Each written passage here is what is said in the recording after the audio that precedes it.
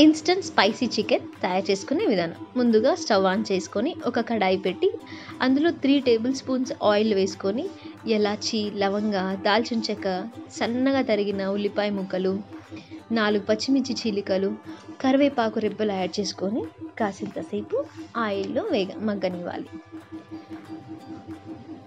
అవి light goldish colour వచ్చాక 1 tea spoon అంత పసుపు యాడ్ చేసుకోవాలి. ఇది కాసింత ఎక్కువ వేసుకుంటున్నామండి మనం కలర్ కోసం. తర్వాత ఫ్రెష్గా అల్లం ఎల్లిగడ్డ పేస్ట్ 1 టేబుల్ స్పూన్ అంతా యాడ్ చేసుకొని చక్కగా కలుపుకోవాలి.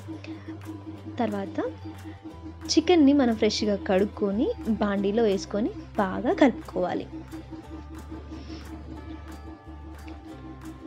ముక్కకి మంచిగా ఆయిల్ పట్టేలాగా బాగా కలుపుకొని మనం ఇది స్పైసీ చికెన్ కాబట్టి 2 టేబుల్ స్పూన్ కారం యాడ్ చేసుకుంటున్నాం. కాసింత ఎక్కువేనండి. యాడ్ చేసుకొని కారము కాసింత ఉడికాక మనం ఇందులో ఇది గ్రేవీ కాబట్టి మా గ్రేవీకి సరిపడంత వాటర్ని యాడ్ చేసుకోవాలి.